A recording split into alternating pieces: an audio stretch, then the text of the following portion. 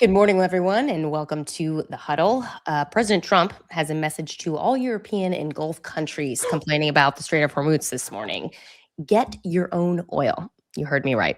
The White House is basically repositioning itself right now rather than take the lead trying to forcefully pry open the Strait of Hormuz. He's saying they might actually, well, he's not saying. Sources are saying the president is telling his own aides he might just end the war with it still closed. Why? We will talk about that and what are the potential repercussions of that. We'll also look out Hill GOP leaders squabbling in the face of this DHS disaster and on other matters, while Rahm Emanuel is just once again rolling up his sleeves and doing his thing. A new policy proposal. How many is that now, Dan? Like 5 or 6, like solid at least, yeah, policy proposals. Yeah, so we'll talk about that. You want to hear Dan's take on that. We'll also discuss Nancy Pelosi playing diplomat before she's about to get roasted. Well, I predict she will get roasted in the Biden books. We don't know what the Bidens will say about her, but she actually sat down with President Biden. We'll discuss that meeting that she's been pushing for a very long time to try to make peace with him.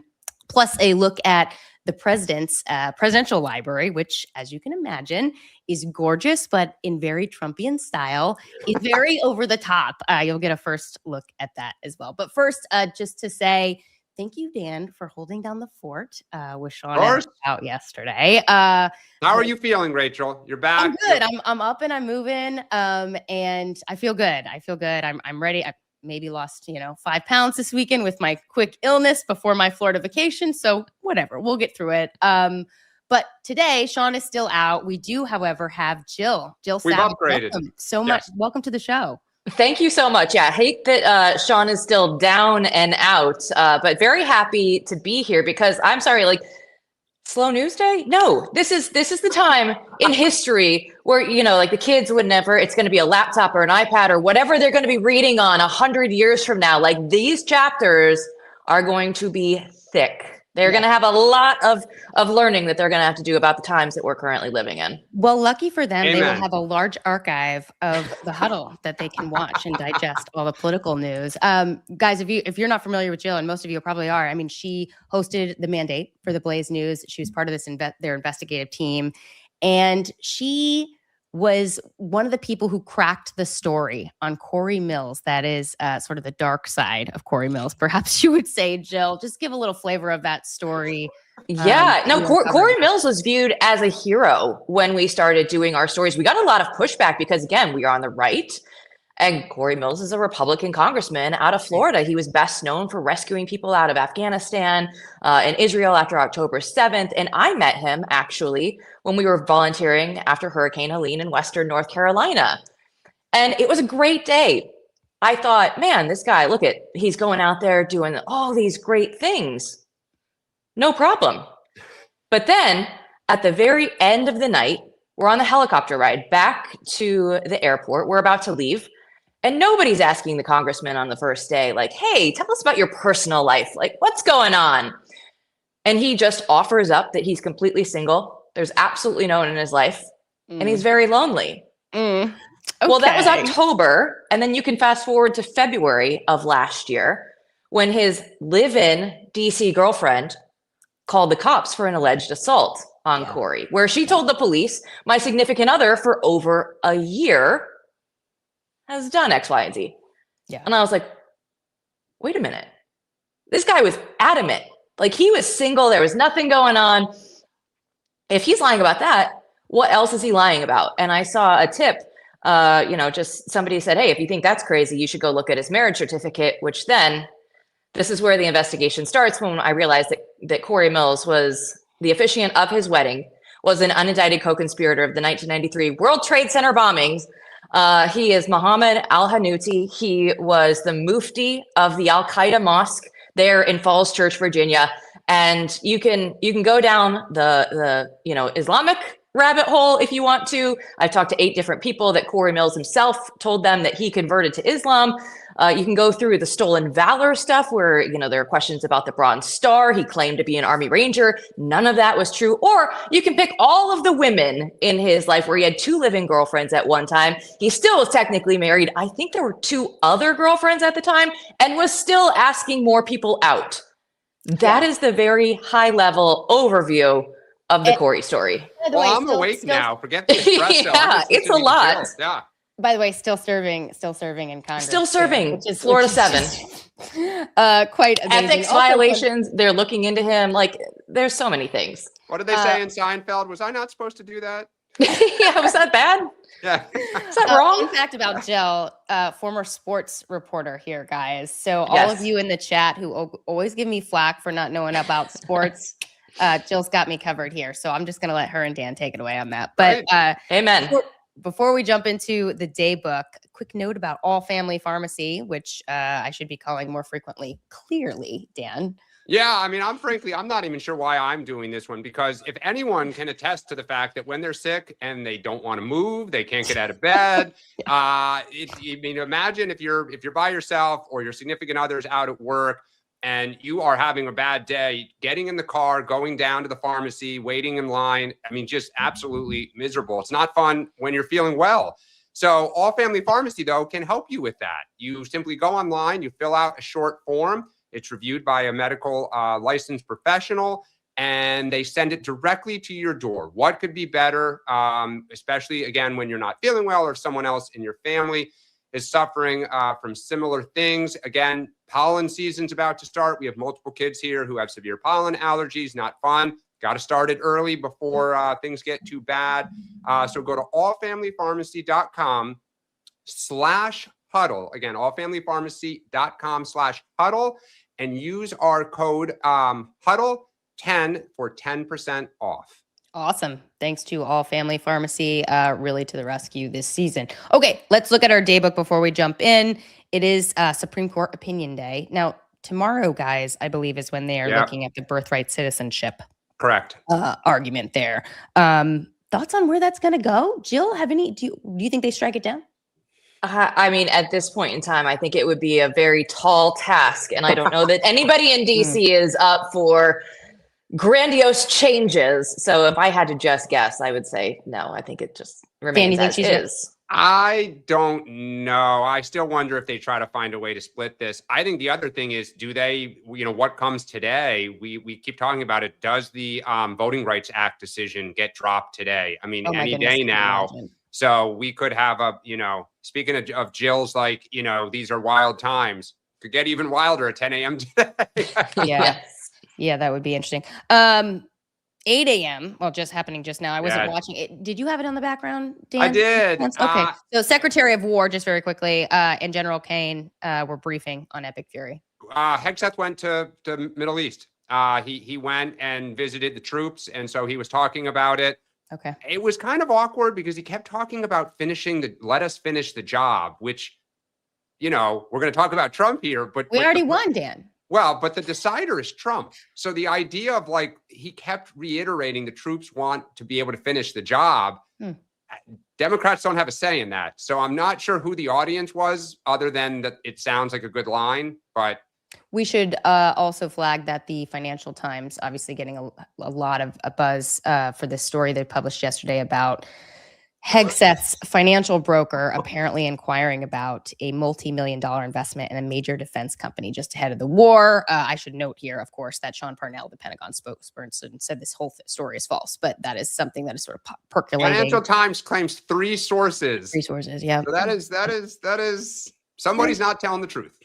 3 o'clock, the president has a policy meeting. 4 o'clock, he has another policy meeting. At 7:30 tonight, him and First Lady Melania Trump are going to see Chicago. Great music.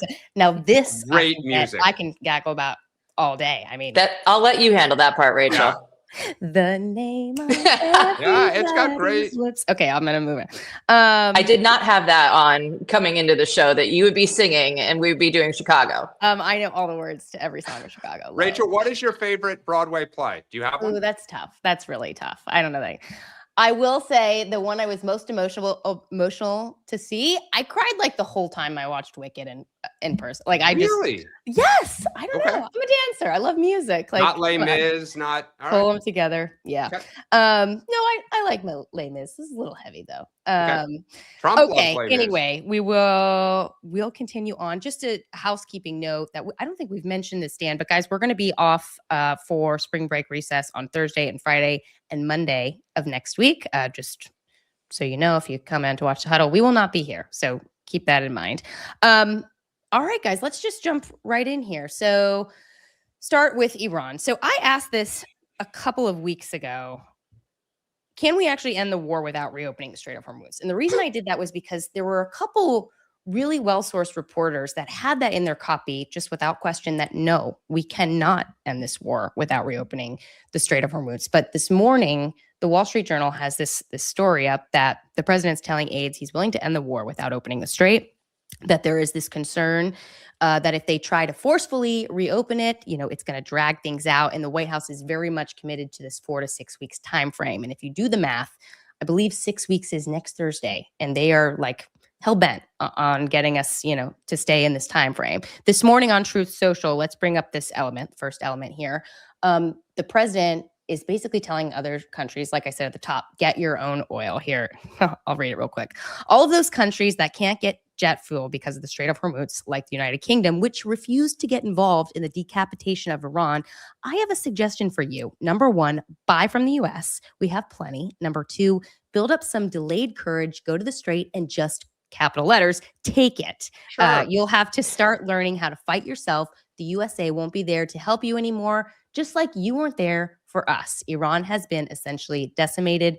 The hard part is done. Go get your own oil. Okay, Jill, I'm going to start with you there, because just a couple of weeks ago, not even a couple of weeks ago, the weekend before last, the president was We're going to threatening. start easy on you, Jill. This is hour by hour right now. Yeah. The entire situation changes hour by hour. Yeah. Let's just be Yeah, real. that's what I was going to say. That's Yes. But I was going back to the weekend before last, when the president gave that 48-hour deadline. He said, reopen the strait, or we're going to go after your electrical grid and energy infrastructure. Now he's saying, okay, it's not our problem. What do you, is he right? Wait, hold is it on. not our problem? Yesterday, he then again said, we will go after your infrastructure in various truths. So maybe it's a little both. Yeah.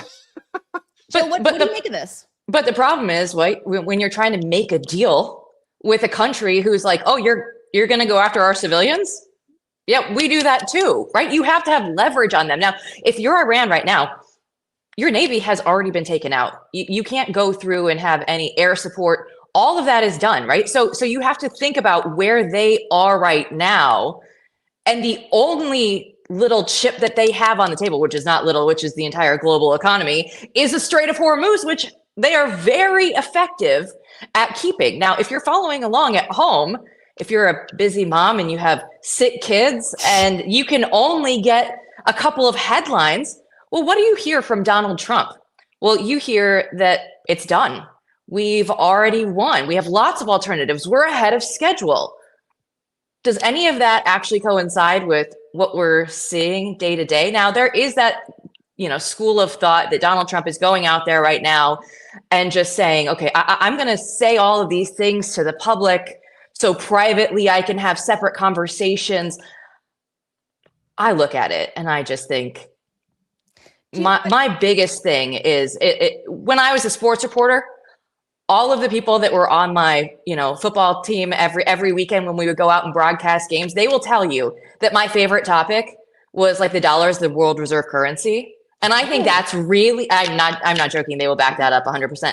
But that's what we're looking at right now, right? Because the oil tankers that are allowed to get through pay $2 million, except it's not dollars, it's in yuan, right? I believe that this is the bigger picture when you go through and you see all of this is just, what are we going to be trading it for oil at a larger scale? This is a play on China. It's a whole twisted thing, because if you look at Caroline Levitt, she's going through and saying all of these other things, right? The Navy, the missiles, the drones, no nukes. And yet, Rachel, Dan, what are we here talking about? We're still talking about oil, yet that's not one of the objectives. I was going to say, but do you think it would be a mistake, though, for them to, even if they do this big, they're talking this big final blow, right? Say they go and they take out a bunch of infrastructure, but Iran still has this chokehold on the strait. Do you think it would be a mistake politically, as a Republican, if they pull back without getting this reopened? I think so, but I also would wonder what he's heard privately that would lead him to make those comments, right? If they say you're not going to win, if they want the humiliation ritual where Trump will still say that he won.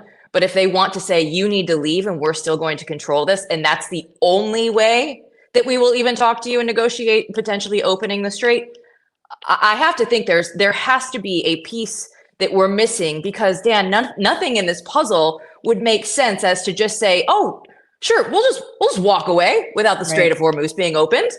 Dan, I don't know how you do it, because look, I mean, you had the Wall Street Journal story last night that you referenced that he is telling people we don't have to reopen this. And now he's lashing out. He also did France this morning, that they would not allow us to use part of their airspace, and they need to take responsibility. The problem is, along the lines of what Jill said, is the markets don't believe any of this, because oil keeps going higher and higher. We have fertilizer. Joe, you're from Iowa. The farming community happens to be a pretty important constituency. You have a major Senate race there, a governor's race. Pennsylvania farming is a big deal. We can go on and on. Georgia. And so are we really going to, like, even though we say we have oil and he says that you have jet fuel problems, I just went to buy tickets. Most airlines now are adding fuel surcharges, domestic U.S. airlines, because they're in competition with the rest of the world for oil. So the idea that we're insulated and nothing economically is going to happen, we haven't even really talked about the inflation ripple effects that most people believe are imminent now, because again, fuel is, required for almost every aspect of our economy, energy, that is. So to me, Trump is desperately trying to find a way to define victory that sticks to get out, let's say, by next Thursday. And so what's the other thing now? They've stopped talking about getting rid of the nuclear capability. Like Marco Rubio the other day, the State Department put out 4 objectives. That was not one of them. It was in the written form. So to me, they are trying to desperately to find a way to define this, but you can't BS the markets. And that's a problem. More than, getting the nuclear, whatever, taken care of, like their uranium. It feels like Trump would care most about gas prices. I mean, like how much he talks about them on the campaign trail, like just has touted them as a huge victory of, the beginning of his second term. Like this is a huge, if he walks away and gas prices are still, peaking above $4 or approaching $5 a gallon, like that is that is such a blow to what he has done so far. It's going to just crush Republicans on the campaign trail. So like that goes back to what Jill was saying. Like he must be hearing something from his advisors that like it is going to just cost a ton of casualties. We're going to have to stay there for months and months on end if we're going to hold the strait. Like this cannot be an easy decision for him if he is actually considering sort of walking away without making sure that gas prices have a way to come down. Well, and don't forget, he's bragging that 20 ships were let through. Well, what else did we hear overnight? It was a gift. Right, as a gift. Another oil tanker was hit. I think it was in Kuwait, right? That hit, set it on fire. So like we've always talked about this, it's an asymmetrical conversation. 50 can get through, but the one that gets hit is going to cause people to, step back and say, that could be our ship, the crew, we have to worry about our crews. So I also wonder what the regional neighbors think, because there are reports that Saudi Arabia and others are like, finish the job, take out the regime. And now it's not even take out the regime. It's like, good luck, guys, go pay 2 million, whatever, not dollars, but local currency for the foreseeable future to fund your enemy. Here's a question. Does anybody actually like say we do this, say we do the final big blow, we pull out, but they still have control over the strait and they're still, wreaking havoc on the global economy. Does anybody go in and do anything? No, probably not. Who has the capabilities? Right? It's true. Who does? It's just hard to imagine. Okay, guys, let's move on to our next topic. But before we do, just a quick word about Cozy Earth. You're never going to believe this. Jill actually has the sheets. I do. I sleep on the Cozy Earth sheets every night. The pillowcase, it's so soft. Look at this. It's the best. Who needs anyone to read, the ad here, because you can do it. Totally agree with you, Jill. Had the Cozy Earth sheets on this weekend. They were fantastic when I was not feeling great and in bed all weekend. I should also note, guys, that they are doing a big push right now on essential socks. So you should check those out, but also comforters.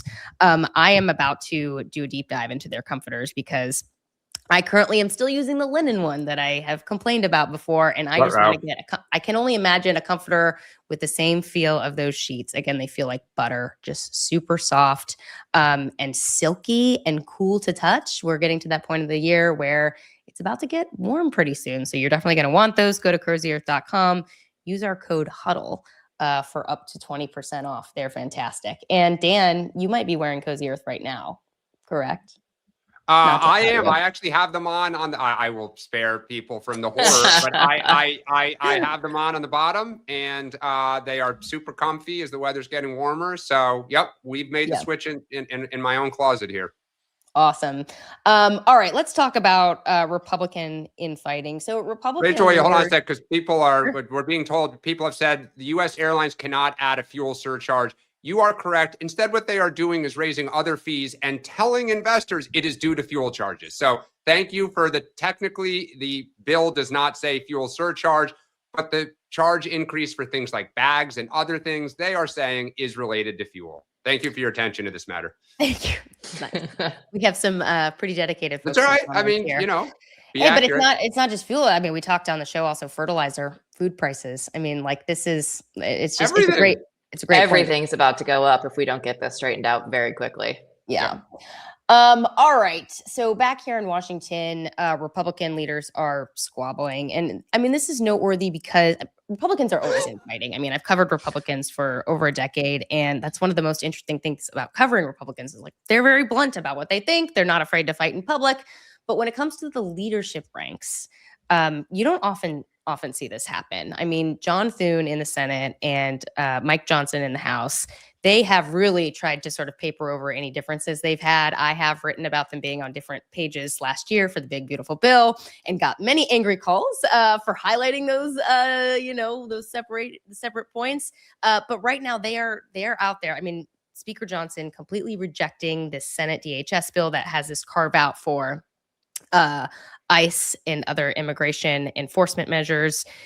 And he and a bunch of ranking members are out there saying the Senate should come back and pass a bill to reopen DHS. Thune, on the other hand, apparently feels betrayed right now, and that other Republican leaders know that it's not that easy to just come in and pass what they're saying. And the president, meanwhile, has twice called Thune, according to Punchbowl this morning, to try to get him to nuke the filibuster, reopen DHS, and then pass a bunch of other GOP priorities. Now, Jill, I don't altogether understand this as somebody who, I've been covering Republicans, like I said, for a long time. This is not a winning strategy, this infighting they have right now. Like if they want a prayer of keeping, their majorities this fall, they have to unite. And yet all we see right now is the fighting. Like, what do you make of this? Well, when it all comes down to it, Republicans, they say that they want to control, the House and Senate, but they don't actually want the control. When they actually have the power, they go running away from it. And you just look at what's been happening right now, the infighting between Thune and Johnson. And even when Thune was leaving town through the airport, he was getting shamed. And, Johnson's coming out and saying, well, President Trump, like, he's on my side, not on your side. Yep. I look at this whole thing, right, where Thune was going through unanimous consent in the middle of the night, with, I think there were like, 7 senators down, five on the floor. I knew it was a small, odd number. I'm like, please let it be 7. That would make it sound a little better. But no, you just look at this and the overall problem right now, right? DHS is not funded. We all know the long lines at the airport are very inconvenient for millions of Americans. I don't like it, but those are the cards that were dealt, right? This is the hand that the Republicans have to play. What John Thune is trying to do is to go through and pass something and just fund DHS and keep ICE and the Border Patrol, keep all that on the sidelines. Don't touch that yet. You're taking away the only leverage that you have. So if you're going to come back as John Thune later and say, no, we'll go ahead and we'll fund ICE and we'll get Border Patrol stuff in there. We'll get all that stuff that you need. No, you do it when you have the leverage. But Republicans hate using the leverage when they have it. Again, I don't love that the leverage right now is long TSA lines. I hate it. I wish that this would all just get done. But this is the situation that we're facing right now. Sometimes it's remarkable to me when you look at the Democratic leadership, Schumer and Thune. One of these leaders has adapted to the new modern era of political warfare, and one of them has not. Schumer has, whether you like him or not, agree with him or not, and goodness knows I have written so many comments about how hypocritical it is that he has embraced shutdown politics, which are terrible for the country. They're not a good thing, but he's embraced it and he's done so successfully. If you look at the polls, that's his base pushing him there. And he went there after sort of pushing back on it for a long time. Thune has not done this in terms of listening to his own base and trying and rethinking his own strategy. I mean, traditionally, Senate Republicans and Democrats, when it comes to recess, it's like, you don't touch it, right? Sure. Like, this is our time. We never get rid of recess. It doesn't matter what business hasn't been done. It's just traditionally how it's done, Dan. But like Sean makes this point on the show all the time that you have to show you're fighting. And so even if you're not going to get rid of the filibuster, make your members stay in town and try to pass something. Like, there is something to be said about being present and, you know, at least acting like you give a double hockey sticks, or that's not the right one. I'm sorry, I have a sick brain. Acting like you give a darn. We'll say that. Yeah. Look, it's remarkable because to Jill's point, the one piece of leverage they really had, we've talked about this for a while, is the airport lines, and yet they didn't focus on it.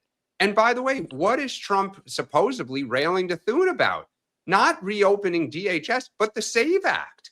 Like, you're coming back to this incredibly divisive issue within your own conference. You are coming back to something that, at least unless you're going to nuke the filibuster, has no path. And we keep talking about this idea of, in November, who looks more extreme and who looks more chaotic. And I cannot believe this. We're being let off the hook. It's all about Republican on Republican fighting.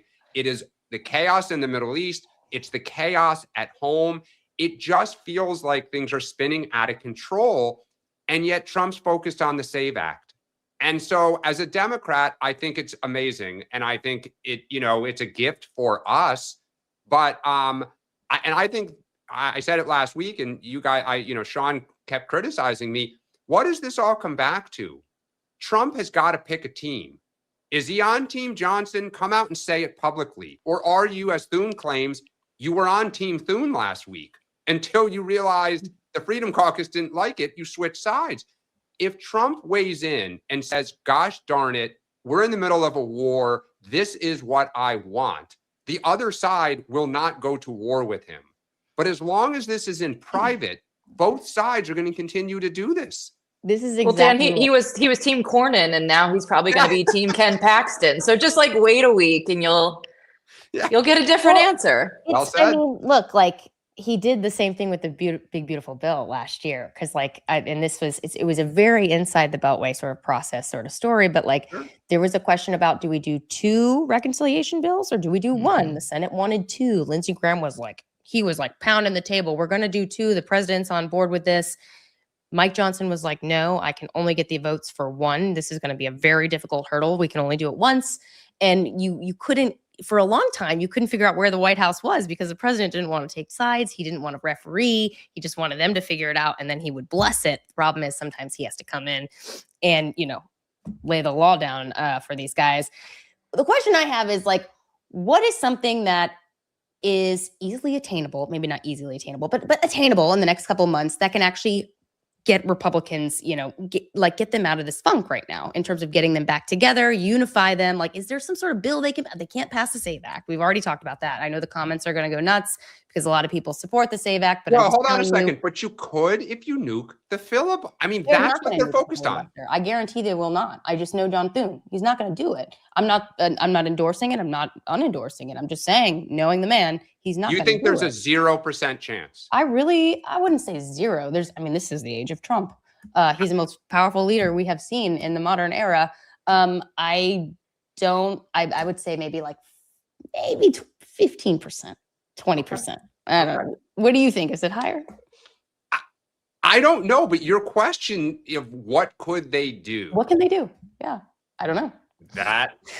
Because Ooh, if not, I mean, look, play it out for a sec. Sure. You're not going to, if let's say you take the filibuster off, okay? Then you have to stop talking about the SAVE Act, right? So you got to move on, right? I mean, does anyone disagree, right? You Because take the filibuster off. right. So if If they you're take not, the filibuster it's off, dead you on can arrival pass if you don't do through. it. Yeah. right. So then you have to move on from the SAVE Act and you have to Pass say, a ton what of is stuff. there that we have agreement on, which seems to be this reconciliation 2.0 kind of there is. But as a Democrat, these reports that where they're going to get money from is cutting healthcare further. Oh, I forgot. I mean, the ads right Yes, and themselves. Caroline Levitt did not deny that yesterday at the press briefing either. Ooh. And she's like, "Oh well, no, all options are on the table." And I was like, "That's not great." Explain more on that. Why is it not great, Joe? I mean, anytime that you go through and you give the Democrats the talking points of they're going to cut your health care,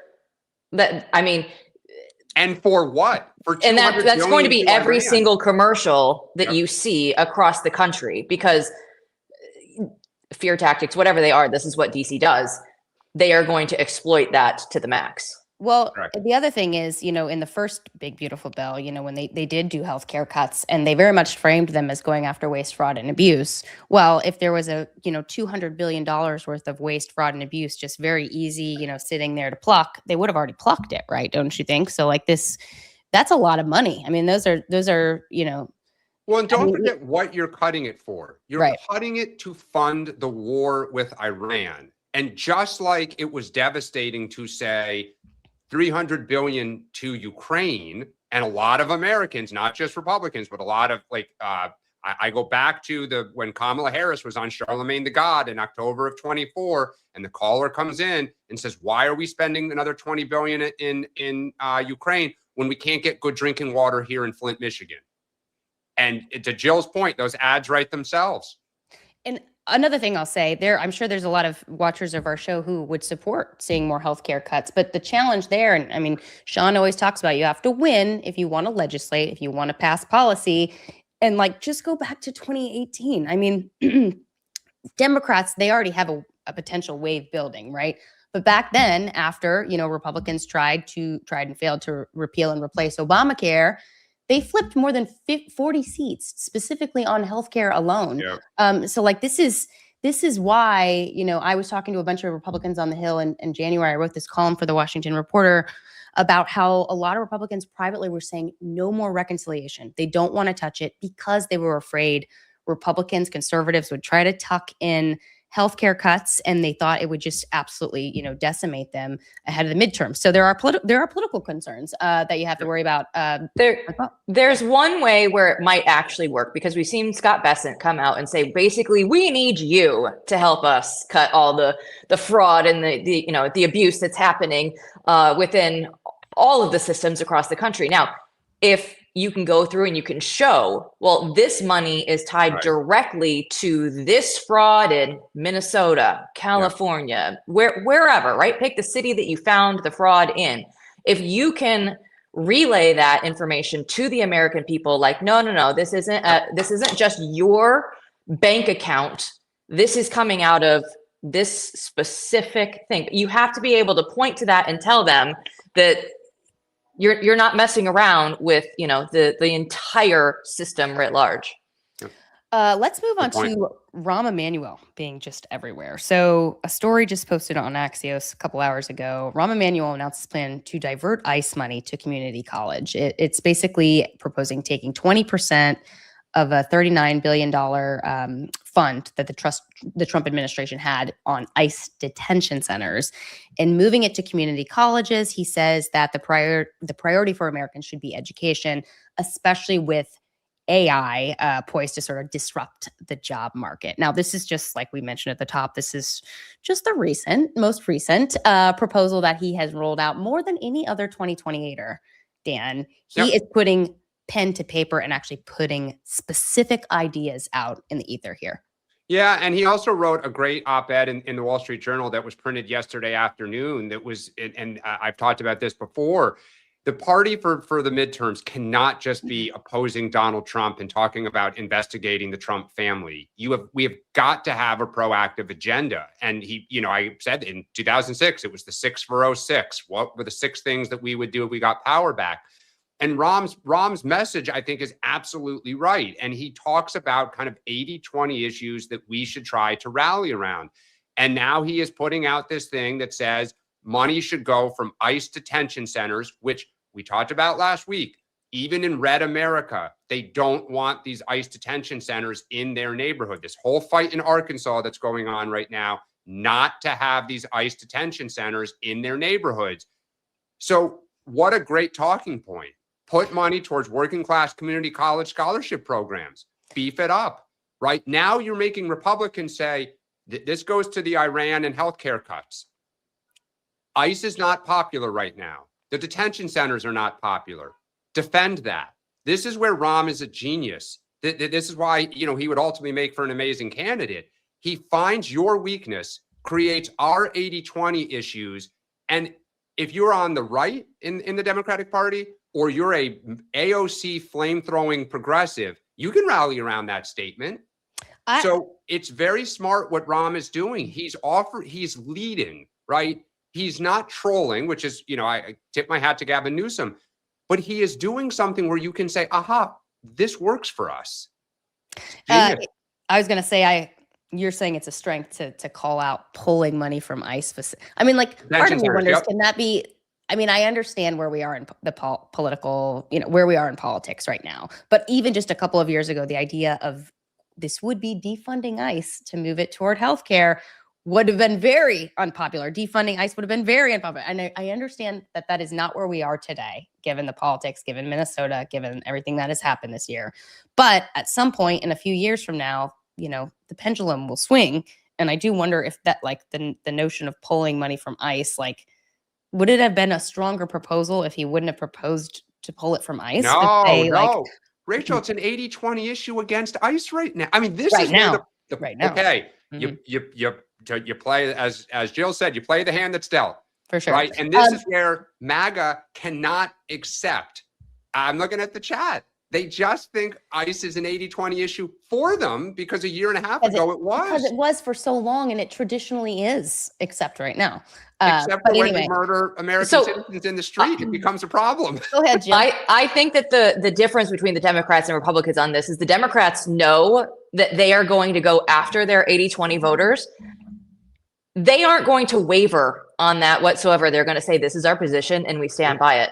What are Republicans doing right now? This is our position. Oh, we're going to back off. This is what we've been seeing. So if you don't have the Republicans, I feel like are infamous for going out and creating this idealistic, independent voter that probably wasn't ever going to vote for them anyway, but they think that they might. And they skew all of their policies, right? They came out forcefully in that first year and the approval ratings were there. And now, because they can't get the legislation passed and things are slowing down, they're like, ooh, what if we just back off? What if we don't say deport them all anymore? What if we just say we're going to deport the criminals and the really the worst of the worst, right? They're changing the language to go out and try and grab this idealized voter that was never going to come over from Dan's team to our team in the first place. I don't know. I think the problem is the White House seems to sees the same data. And so you can keep telling me I'm wrong, but to Jill's point, I'm not telling you you're wrong. I'm telling you you're right for now. But the question is for how long, right? How long? Look, the flip side to this for Democrats, if you want to play it out, is we have to assure people that we're going to keep the southern border closed. And to Jill's point, that we will keep going after bad hombres. So this is where you have to embrace the Barack Obama strategy of we're not going to publicly go out there and put up Kristi Noem videos.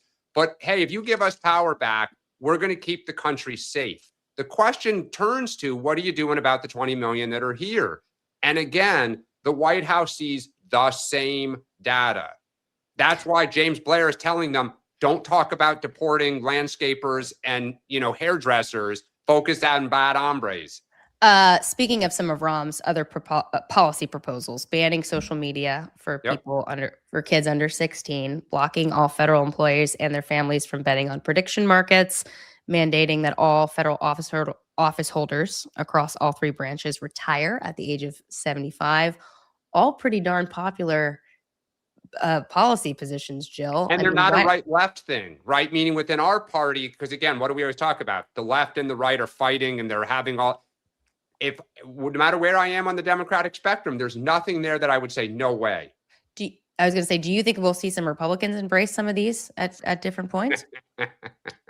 I mean, social media is an interesting one because that is something that, Meta just got fined $375 million for a case, I believe that was out of New Mexico, where they were basically still allowing the child predators, the algorithm would connect them right to the kids. And they're like, oh, but we pay money to stop this. We pay a lot of money.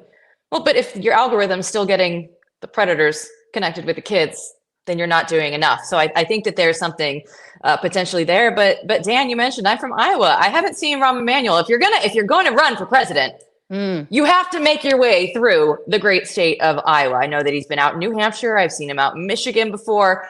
But yeah, I'm waiting. When's he going to Iowa, Dan? For the he trip. Was in Iowa. Okay. He was in Iowa, I believe. Wasn't he there during the Munich security conference, at a manufacturer? Because that was his whole thing, was that he was in Iowa and AOC and Newsom were fumbling around Munich. It looks like he went in September of last year. I missed that. Okay, all right, September then. But, maybe it's always. But he's gonna have to make his presence known. Yep, you're right. More Iowa trips. Yeah. Last question for you, Dan, on this. Like, you mentioned on the show yesterday with Matt Foldy, like that Rahm, more than anything, he's trying to shape the field and like inspire Democrats to like, be more specific. Don't just be anti-Trump, like have ideas that you're going to run on. Is it only about that? Or do you think like he actually thinks he can win and wants to win a primary? I think he is sober about what is his position right now, meaning he knows progressives don't like him. He knows there are parts of the base that don't like him. But he thinks that this is the right thing to do. He thinks the party needs to have these conversations, and he thinks the party doesn't have a lot of leadership right now. So he, as only Rahm can and does, is a force of nature who is just pushing himself front and center. He has relationships in the press. He knows how to get attention. And he's like, gosh darn it, I'm going to do it. If you were to now have debate, we will have debates in a year from now, or maybe like May of 27. Rahm on the stage is going to look AOC in the eye and say, you got to be more than anti-Trump. What's your message? Yeah. What are you planning to do for people? Now, she may respond with a series of proposals, and Rahm, that is a fight we need to have, as opposed to just Trump is a king. We got to save democracy, and people we got to roll their eyes investigate Don Jr. on crypto. Like, okay. It feels like Rahm Emanuel is going to be able to do the same thing that Joe Biden did and be like, hey, you want the Barack Obama years again? I'm your guy, and just kind of roll off that and go through with, the agenda that he's now putting forward. Every other week, we have a new, policy proposal from Rahm Emanuel saying this is the way. Question, of course, is does the left want even the Barack Obama years anymore? No, they don't. They don't. They're moving so left. Anyway, okay, let's look at this next topic here, Pelosi and Biden. So Ali Vitale from MS Now had this scoop this morning that former President Joe Biden and the former speaker recently had lunch. This is confirmed by a spokesman for Biden. It's interesting because Pelosi, Dan, you know this, you've seen some of this reporting over the past few months. She's been trying to meet with Biden for a really long time now. And just a reminder, he's got a book coming out this fall. Jill Biden has a book coming out in a few weeks. If they're going to take shots at people, probably the number one person they're going to go after is Nancy, right? And the reason is, if you haven't followed it last year, or not last year, 2 years ago now, Pelosi was at the tip of the spear when it came to pushing Biden out. I was writing Playbook at the time, and I just remember hearing all these Democrats just grousing publicly about how they wanted him to step aside, especially after that just disastrous debate. Pelosi actually organized people and got people to sent them the sort of wink and the nod to get this group to come out and say something publicly, then this one to say something publicly, and this one's going to approach the White House privately. And ultimately, she was the person who got him to step aside and got enough of the party on board with that idea that he couldn't, hold the line anymore. Dan, do you think that that's what this lunch was about? You think she's trying to play a little defense before these books come out? It would not surprise me. I mean, I full disclosure, I'm not sure. I'm hoping to learn about this during the day today. Give me a call, Dan. I would imagine. Look, Pelosi is very, very smart politically. Yes. She is always thinking multiple steps ahead. She knows that a relitigation of this publicly is not going to be in anybody's interest, not in the Biden interest necessarily, obviously not in hers, and not in the party's attempt to retake Congress here this fall. So I imagine that breaking bread, trying to break the ice. They have not spoken, I believe, since since 2024. It's in everyone's interest. Do I think they're going to, the Bidens, whether it's Jill and or Joe, are going to take shots at her? Sure, but it's a degree. And it's also a question of when you do the book tour, what is it that you proactively talk about, that you lean into when you're asked questions? Do you kind of harp on it? And so she, if you're smart, you're going to try to soften this to not be a focal point, because you could see it being a focal point. Well, I mean, like, the other question is, like, what are they going to get her on? I mean, like, she was right. Like, and she had the power. I mean, like, what? But they're not going to admit that she was right and that he should have stepped aside, right? But, like, they're not going to have a sympathetic ear if they, like, accuse her. I mean, so they accuse her of, like, plotting behind the scenes. The rest of the party is going to be like, oh, well, the only complaint is they wish she did it sooner, right? Rachel, the Bidens believe, Jill and Joe, to their core, that he would have defeated Donald Trump in November of 24. They still believe it. They tell anyone who will listen. People around them tell people. I recently saw somebody in New York. This person's my friend, who told me he would have won. I almost spit my drink out. I mean, I thought he was joking with me. And then I realized, oh my God, I love you, blank, but I thought you were joking. And I was like, oh my gosh, they believe he would have won. Listen, I just want whatever ice cream that the Bidens were eating that made them believe that Joe, weekend at Bernie's, was going to go up and win another election after the American people had seen so much from him already. Yeah. They believe that it was all about Trump and that Biden would not have lost the voters in the Scranton area, and that those kind of the voters who in 16 went to Trump, in 20 came back to him, and then in 24, as a rule, went back to Trump. And there was some more. Obviously, the margins were slightly different. The Bidens believe that would not have happened. He couldn't walk off the stage without handlers. Yep. It's just complete denial. I mean, like, and willful denial. I mean, like, it's anyway. All right, let's very quickly do our last segment here about the presidential library that is coming together. So my ballet instructors would always say, Rachel, less is more. But here I have an ally in the Oval Office. President Trump clearly does not believe less is more. More is more, and I am so about that. Let's play this B-roll of what the presidential library is going to look like in Miami. Eric Trump. This feels very epic. Like, beautiful sunset. Yep. And we're about to go inside. So this is just the outside, guys. Just in case you're not sure whose building it is. And this is going to be in Miami. Downtown Miami, next to Freedom Tower. All right, let's go to the inside. Come on.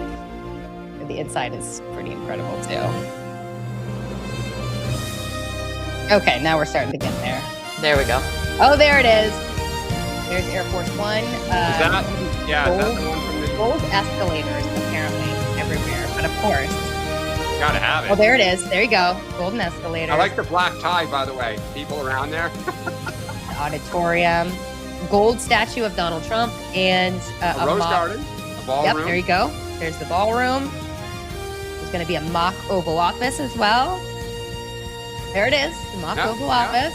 Yeah, just show up in your black tie. The amount of gold that is going to be in that building, Rachel, more is more. He is definitely with you on that. I'm all for it, man. Totally all for it. This was Eric Trump, it looks like, took the lead and said, he tweeted this video and said over the past 6 months, he has poured his heart and soul into this project. I'm willing to bet that he is now the favorite son.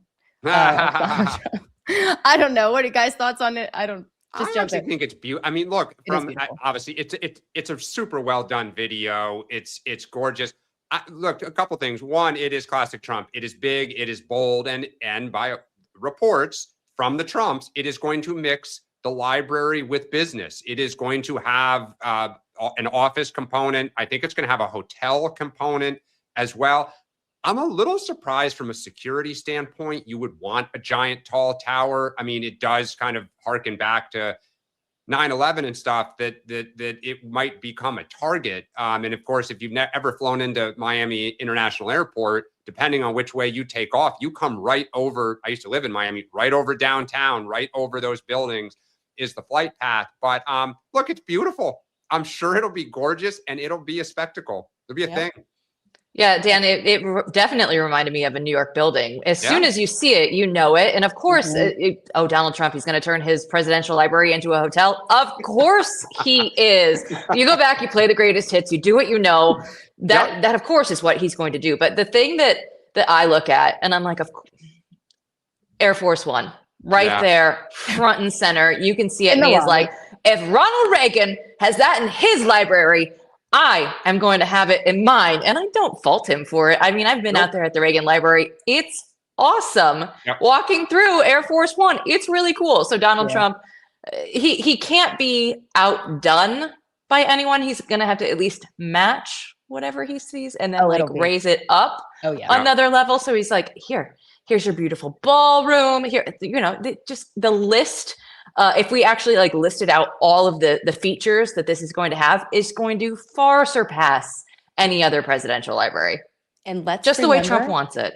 Let's remember that jet that will be in the library, that's going to be the Qatari donated jet, right? That is hundreds of millions, beautiful.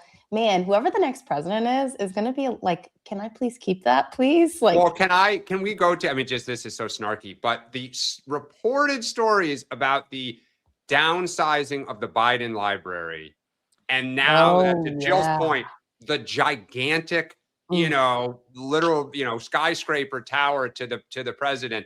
All right, over under $2.5 billion to build the whole thing. You're going to have to know enough about construction costs. All right, you're going to have bulletproof glass. I'm going to take what you think. I'm going to go over for sure. Yeah.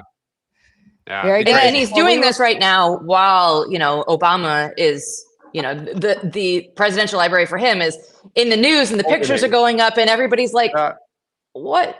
Yeah, it's weird. What is that? It's a little weird. Yeah. It's a little weird. Wow.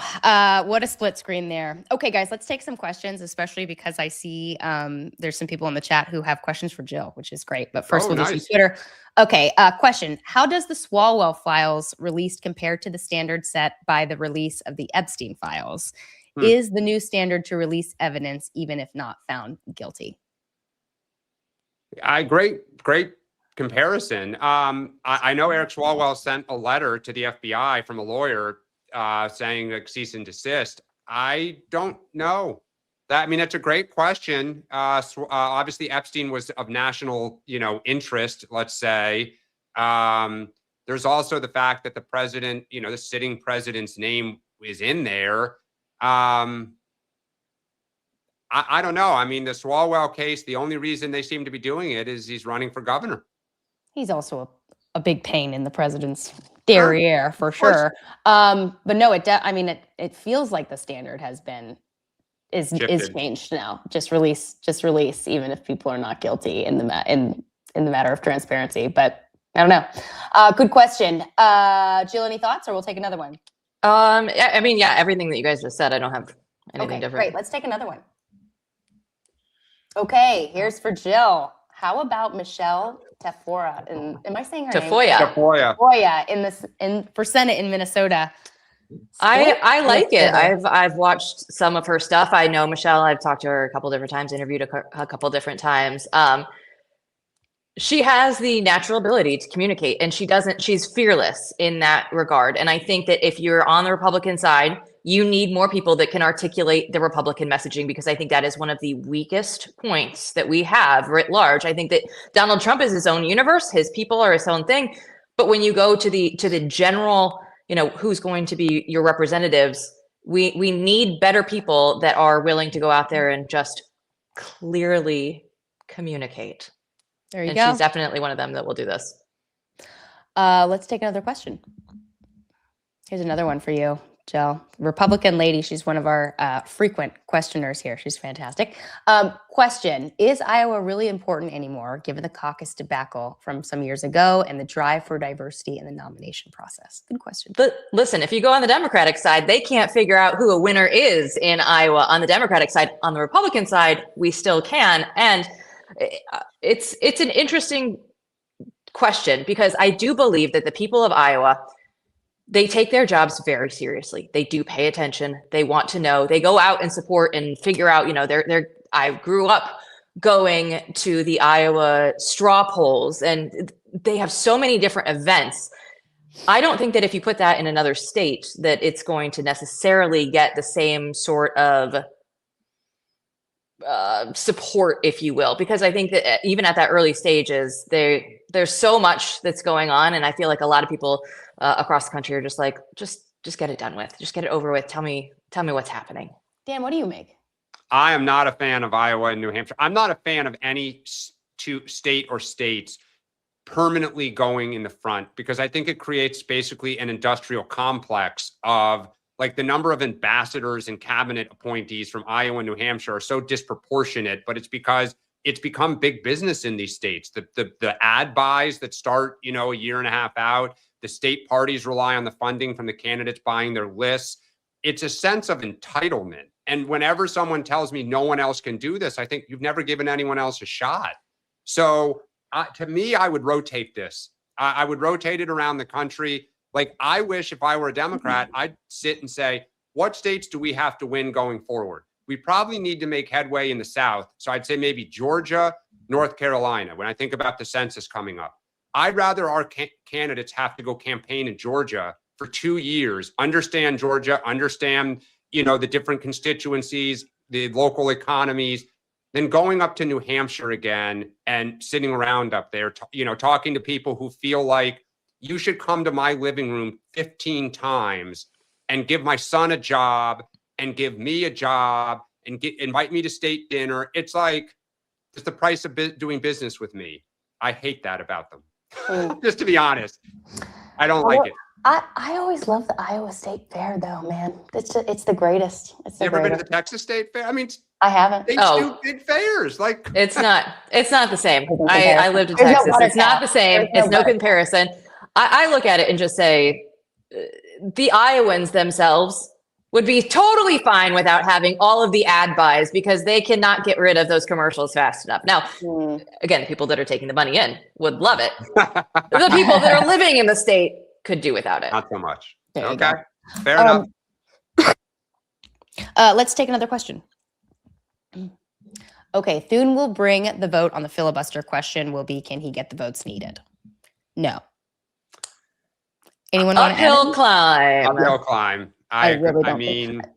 There are Republicans who make their brand on standing up for the filibuster. I mean, like, imagine. I think the interesting thing is, the only way you could do it, to be serious about this, is if Trump, look, some of the biggest objectors are from ruby red states, but they see it as their prerogative. It's the way the Senate works. They don't want, a 50 vote.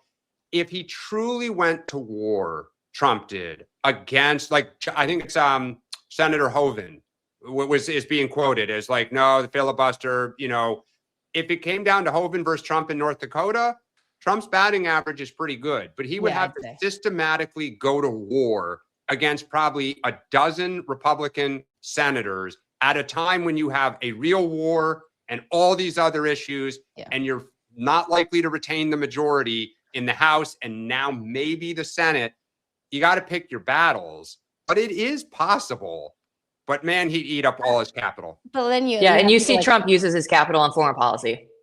Yeah, I was going to say Hoeven, I think, is a great example of someone he could probably browbeat. Not to suggest that the senator, wouldn't stand on his principles, but you're right. Like, he's somebody that I could see potentially, responding to a pressure campaign. But then you have people like Collins, Murkowski, John Curtis. Like, these are people who will not respond to.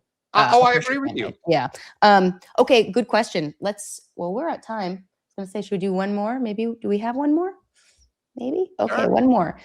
Okay, do you think that Cuba could be the winning that Trump will look after Iran? I think this person's asking, do you think Cuba could be maybe a winning issue for Trump after Iran?